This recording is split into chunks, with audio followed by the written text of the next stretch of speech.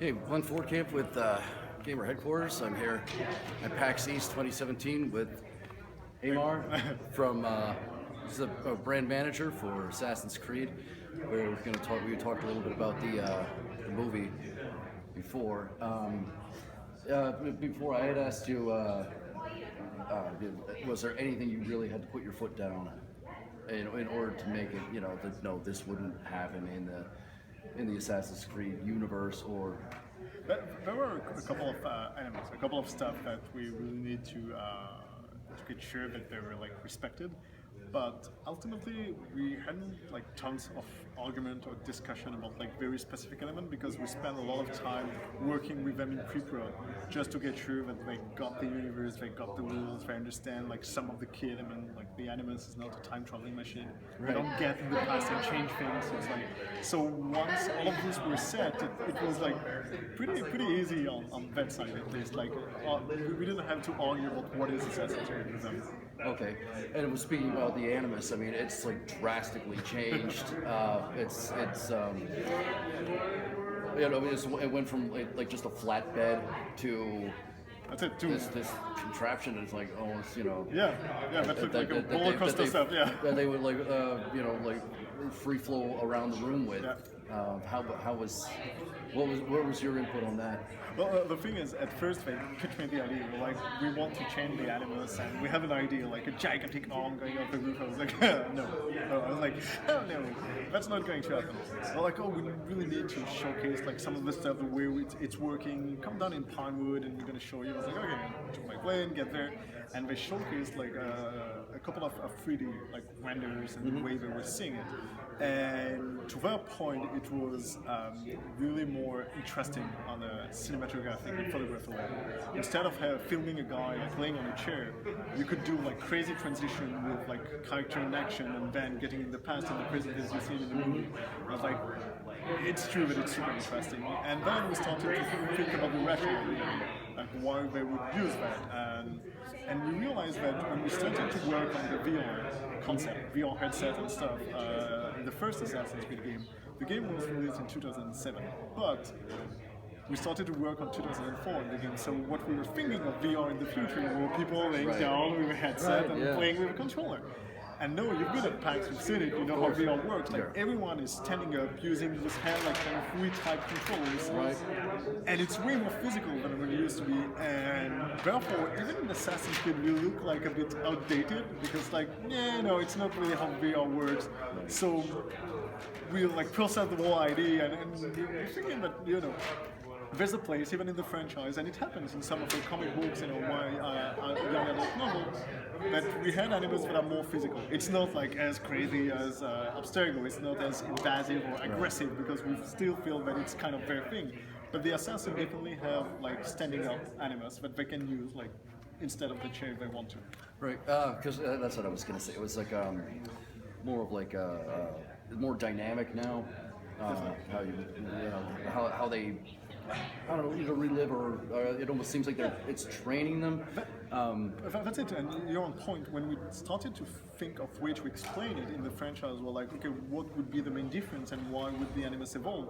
The thing was, well, basically by doing standing up action, you would synchronize even better with your ancestors, so you would get even faster. But the risk of suffering from bleeding effect will increase. So if you want to trigger this bleeding effect, like on purpose, like training yourself, you're better standing up and do all of this stuff. But the risk of getting fried, of having or suffering from condition, like in the movie, they have recovery room and stuff, is definitely higher. So that's why it's something that is a bit more dangerous and something that the Templars would use if they need to, if they're like rushing, rather than the assassin that would still usually go for the quiet and less risky route. Right. Yeah. But I also noticed in the material that I was emailed before, like the clips. So some of them were the deleted scenes, like the one where everybody dies. And, that was the actual name of it. There was said that there was this one character named Joseph at the beginning, and later on they decided to change her to Sophia. Then at that point. Now, notice a lot of the times at the beginning of every Assassin's Creed game, it's a multicultural team, it's a bit of all races, religions, teams, and recently, I think within like the last two, they've also added gender identities and sexual orientations. And then you have characters like Captain Kidd in Black Flag, and then you have Ned from Syndicate. Indeed. Why wouldn't you just, I mean, it could have been played by the same they could have been played by the same actress, but make that still Joseph. Oh, okay. That would have been. Oh, yeah. That would have been. Honestly, it wasn't even the thought process at first. We were thinking of having maybe like other characters like from the franchise having a son who's Joseph. Ultimately, we worked on the relationship and we liked the angle of father and daughter relationship, and that's how like the characters suddenly turn like female. But there wasn't like any rational, because whenever we're talking about minorities, usually is that it has an impact on the story, or it has something interesting. If it has no impact on the story, we basically don't even do it on purpose. We don't even pay attention. And for the multicultural part, well, it's kind of the epicenter, especially at that specific time. When you're going to Spanish Inquisition and you have like a struggle between, and it was a super interesting time period, because we're talking at the time about cities like Sevilla, where you have like this huge like Concordia universities, where students from all across the Mediterranean Sea were coming, and you have like Muslim and Jews and Catholic working like being all together and learning all together. And suddenly there was kind of a flip within the Catholic Church and the Inquisition that raised up, that declared, it was the end of it. And that's kind of exactly at that right moment that we are entering with the Assassin's Creed movie, and that's why like we have Aguilar and Mario having Moorish roots rather than being like the traditional like Christian roots that you can find in most of the movie when you look at the time period.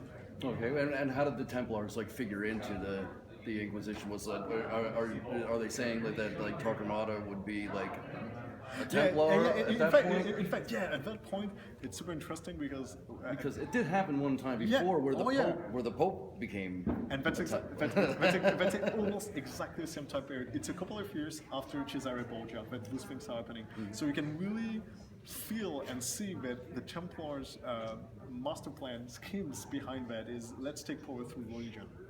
And Cesare Borgia was one way, and having the lead Inquisition was the exact same kind of like idea. Kind of like exactly. Planted the seed at that point. Oh yeah, but we were like, okay, let's play religion, and then later on in the franchise, they flipped with the economy.